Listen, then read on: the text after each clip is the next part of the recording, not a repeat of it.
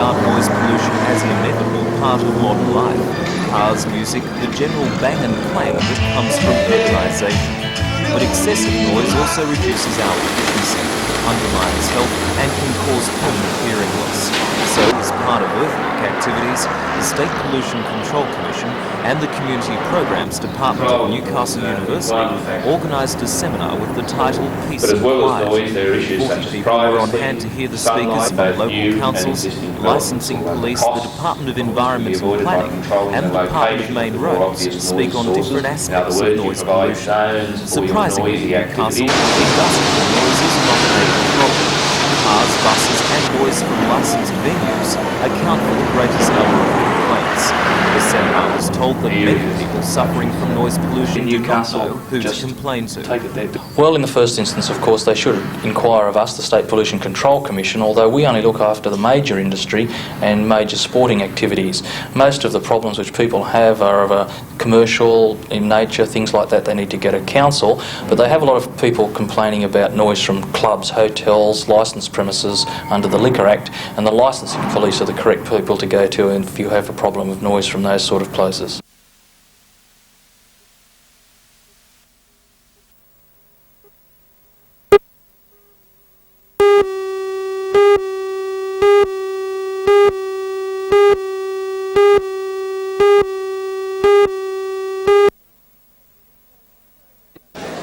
St Joseph's Hall at the Junction had never seen so much loot. Over $250,000 worth of antique English and European furniture, collector's pieces and estate jewellery. In fact, just about everything to entice the dollars out of somebody's pocket. And in these days of the devalued dollar, auctioneer Keith Nielsen said antiques brought to Australia in the last few years are now good buys. Bidding on some items was fierce. $4, at the back, 6, 8, 28, 10, $30. The auction presented the opportunity to own a little bit of history. This 1900 Mignon typewriter, on which even 10 words a minute was an impossibility, or this English oak bookcase, richly carved with fruit and lion masks. Why call down here? 1300 now, 13.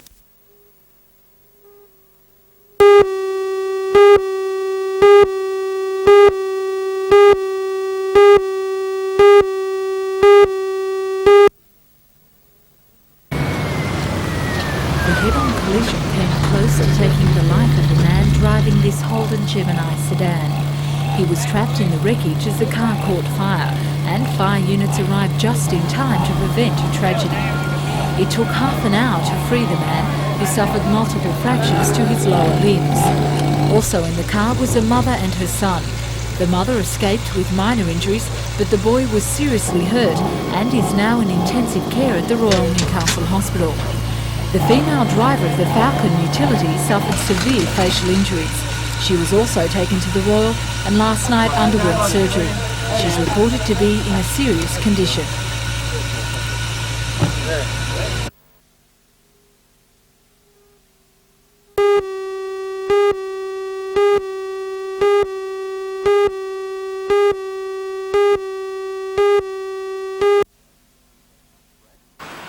Francis Greenway High School was opened in 1966, but it was only in March this year that students began to enjoy the advantages of a multi-purpose centre, so it wasn't surprising that the school made a bit of a fuss about the official opening, and the guest list included the Assistant Minister for Education, Bob Davis, local and state politicians, and the Area Director of Education, Alan Beard. Parents and teachers have been agitating for a multi-purpose centre since the school was opened, but students have been using the overcrowded canteen area for assemblies and sport. In recent years, it became a tradition for the departing Year 12 to present the school with a brick, a contribution to the future centre. Construction of the long-awaited building began last year. A simple but versatile design, it's equipped for sport, assemblies and theatre at a relatively low cost of $650,000. Mr Davis made his mark on the building when he unveiled the commemorative plaque with the help of the member for Maitland, Alan Walsh, and the member for Waratah, John Price. That done, the school's concert band celebrated with some music.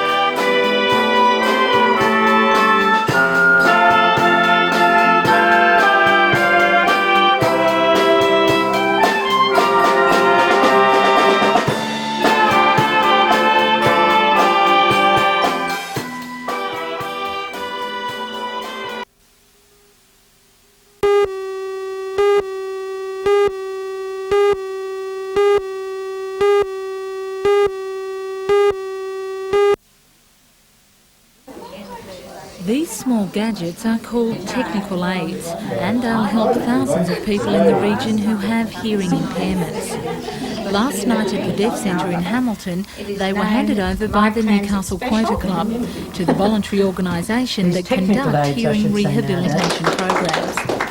For a first-hand demonstration of the soft talker, Fred Brown, who 5 years ago lost all hearing after a serious accident, showed how the device worked by sound vibrations which help to control voice volume. The technical aids will make up a travelling kit, which will soon set off to the country areas in the state. I'll take the travelling kit with me to all country areas where I will display it and demonstrate it and invite all hearing impaired people to try out the various technical aids which can help them, give them access to normal living with their television, their doorbells, their telephone, etc.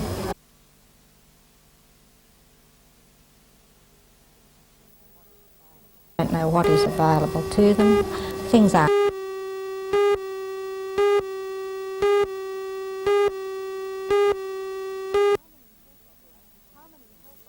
Harmony Health operates from this premises on Main Road, Bullaroo. The man who runs it is Hans Rex, who practices what he calls low-energy medicine. We know today, and this is scientifically absolutely proven, that every single cell of the body, but also the entire system, has an electromagnetic field. And this electromagnetic field determines what happens in the physical body. Mr. Rex says any ailment is an indication that the body's electromagnetic field is not in harmony. By using a number of gadgets, he says readings can be taken from the body to pinpoint the trouble spots. A first consultation costs $40, including a neutralising necklace, which he says helps to harmonise the body. A second consultation costs $25, a third $20, and after that, if the person is still not well, he offers his services for free. Operations at Harmony Health have scaled down during the past 2.5 weeks following a raid by the fraud squad. Hans Rex says several pieces of equipment were seized and have not yet been returned. The fraud squad today confirmed the raid took place, and while no charges have been laid, investigations are continuing. Meanwhile, Mr. Rex remains critical of the way the raid was carried out. I was never contacted by the police or anybody else. Nobody ever explained whether there were any charges laid or what was going on. Are you defrauding people? Absolutely not.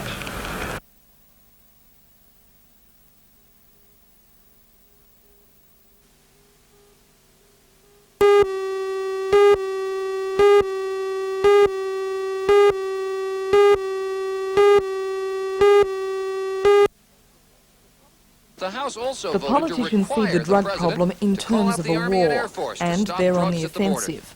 In America, the President and the First Lady recently launched a $1,200 million campaign. The battle is being fought on 3 fronts: increased law enforcement, education, and mandatory drug tests for employees in key positions. The Australian drug offensive, launched by the Prime Minister in April, is taking a similar $100 million approach, with the exclusion of drug testing and the inclusion of a treatment and extensive media campaign. State Minister for Health, Peter Anderson, says the campaign is working, but he says our problem isn't as great as it is in other countries. I don't believe we've got anything like the problem they've got in the United States. We've never had the problem in Australia of angel dust, which of course has caused difficulties over there for the past decade, and so far we have not had anything really to do with the drug crack. I do think that from time to time people tend to get a bit carried away in their campaign against particular drugs within the community, and I'm talking about the legal drugs. People have to remember that the greatest threat to our community is from the illicit drugs. Raoul Walsh from the Hunter Drug Advisory Service says it's not quite as simple as that. It's fairly clear that if you look at the whole population, the major causes of early death are due to alcohol and tobacco. The illegal drugs are a much smaller fraction. But if, for example, we look at the young population, then the illegal drugs become more important, particularly marijuana. But even there, alcohol and tobacco are still big issues. If we look at, say, the elderly group, then tranquilizers and sedatives, they're the issue there. The service is a referral centre and it talks to a number of community groups. But the Newcastle Youth Service takes an even more visible approach, sending youth workers into the streets to talk to young people in a bid to steer them away from potentially dangerous situations and to offer alternatives. Its director, Ted Monaghan, says with only 3% of drug-related deaths attributed to hard drugs, that the public's perception of the drug problem is ill-placed. He says drug taking amongst the young can have a number of effects. The problem is that at the moment they're doing it, and so they're not getting the education they should be getting. They're running the risk of going to court. They're not fitting in with their families the way they should be. That's where the problem is. I don't know whether a lot of them are going to persist with that for the whole of their lives. If the preventative approaches come too late, the alternatives of the Hunter Hospital, Miracle Haven and Odyssey House are far less attractive. Tomorrow night we'll take a look into our schools and see what educators are doing to equip students against legal and illegal drugs. Yeah, thank God.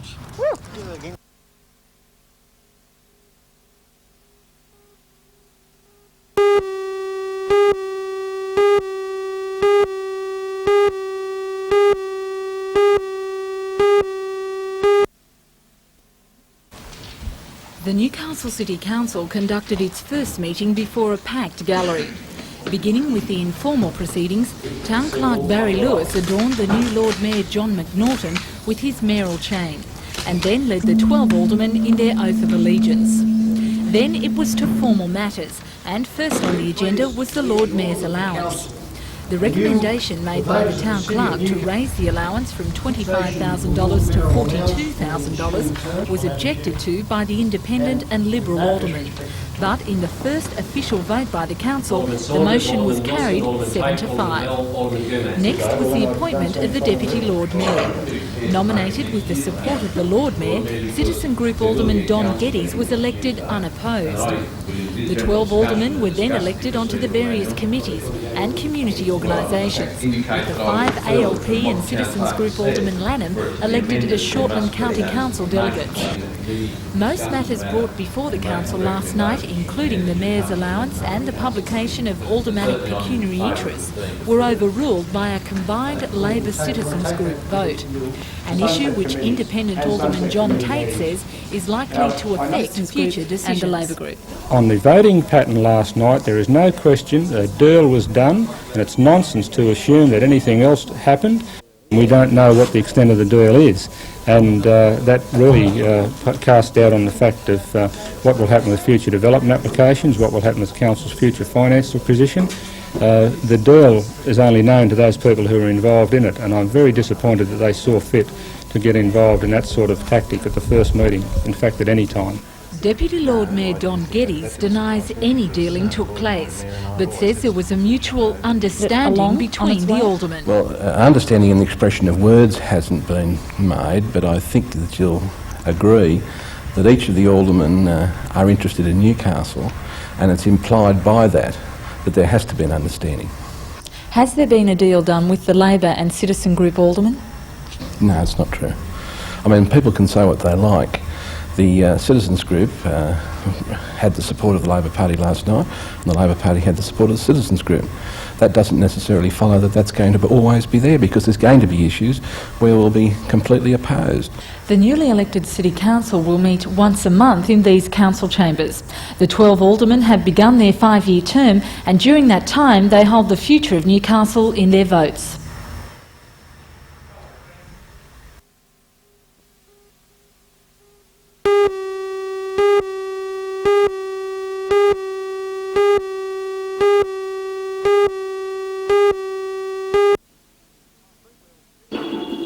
Freewheel's Theatre began as a pilot program in Sydney in 1976. When it came to Newcastle that same year, no one had any idea just how successful the company would become.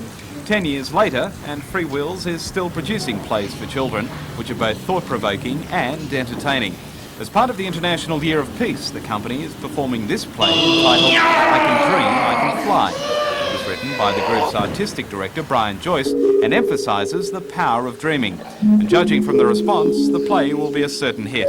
I Can Dream, I Can Fly will be performed at schools in the region, along with another play, Don't Tell Anyone.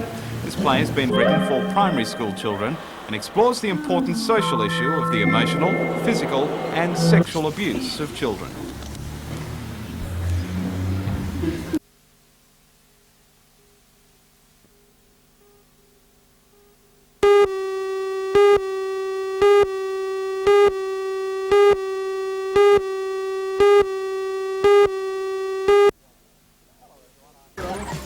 Hello everyone, I'm Mark Warren.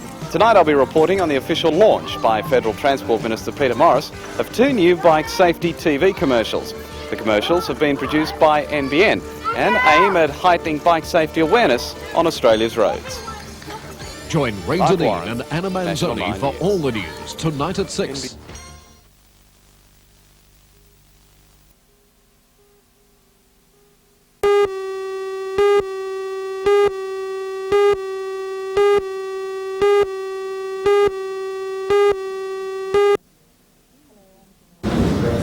Hello, I'm Janelle Provost. During his visit to Newcastle today, Health Minister Dr Neil Blewett had some good news and some bad news. The bad news is that most people will have to pay more for their pharmaceutical needs. The good news is that if a family or individual needs more than 25 scripts a year, the extra prescriptions will be free. Join Ranger Dean and Anna Manzoni for all the news tonight at 6.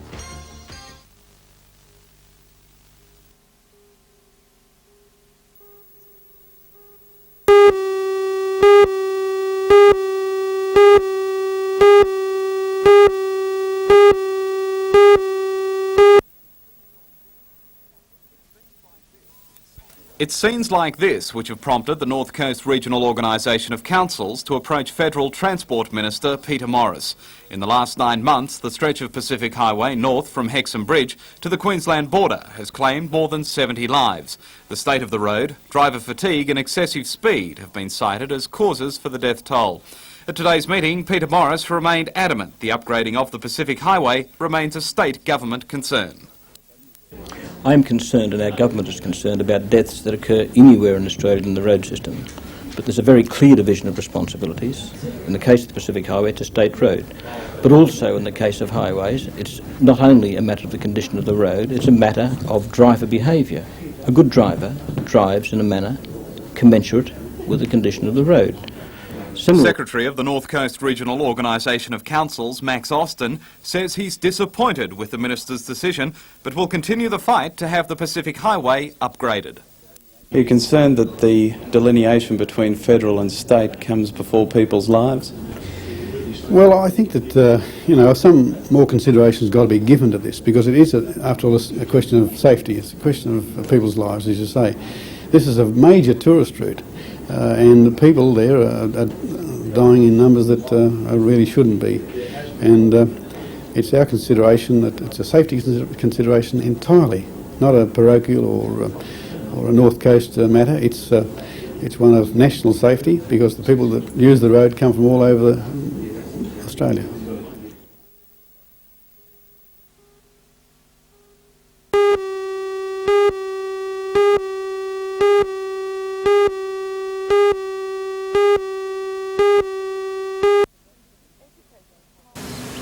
Education as part of the preventative approach to the drug problem can begin with children as young as 5 years old, and that's where the Life Education program comes in. The Life Education Centre's 2 vans in the harbour have catered to about half of the region's primary school children. The vans take the children through a series of programs, beginning with how the body works and how different drugs affect the body. They highlight the students' uniqueness and tell them that they're special and that they have complete control of what goes into their bodies. We really feel that the habits of children are formed in their early formative years, and we hope that by bringing the program to the children, they learn as they develop, so that these things to resist pressures that are put on them as they get older are instigated in their early infant and primary years. The centre aims to see the children at least once a year to reinforce the avoidance program, and it encourages teachers to carry on with the concept throughout the year. Shelley, do you think people will try and coerce you, and pressure you into taking drugs? Yeah, at high school they probably will. How will you cope with that? I just ignore them and walk off. The centre hopes that with the money raised in the NBN telethon next March to expand its program into the high schools.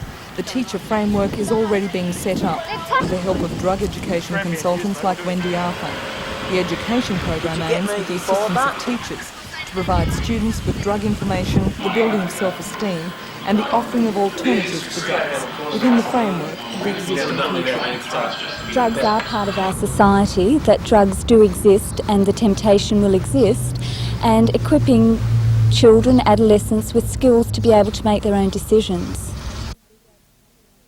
What are you teaching the children?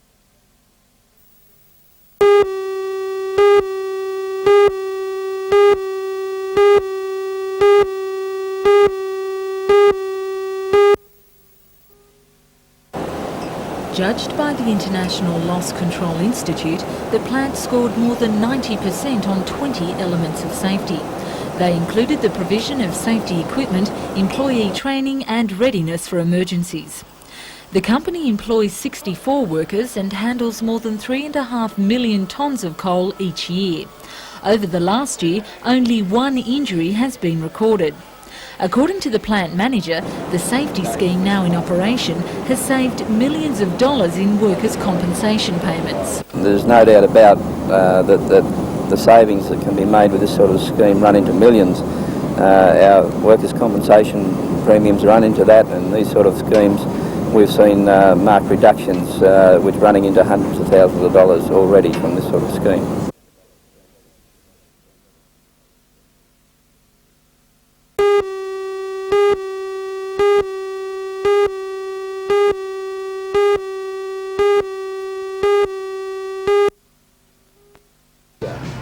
Hello, I'm Mark Warren. Tonight I'll be reporting on a truck accident on the Branxton Road north of Cessnock, which has claimed the life of a Sydney truck driver. Join Ray Deneen and Anna Manzoni for all the news tonight at 6.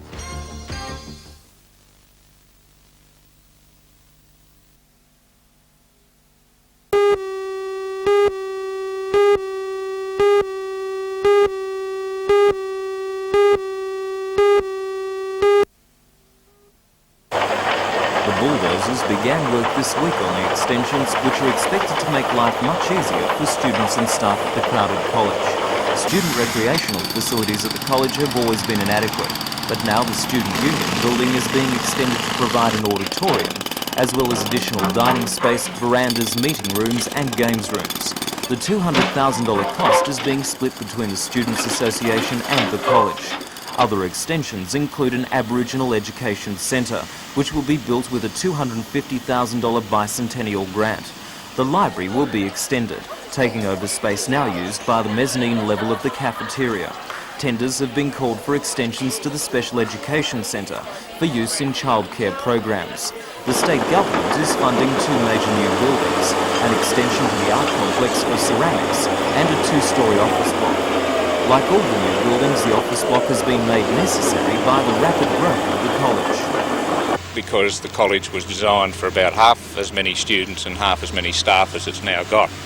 And we've gradually been trying to grab pieces from here and there. But we've finally got to a point where we really couldn't do that anymore. And secondly, we've had a very significant expansion in nursing. A couple of 250 students a year over 3 years. We think we'll have about 850 nurses. That brings in quite a lot of staff as well.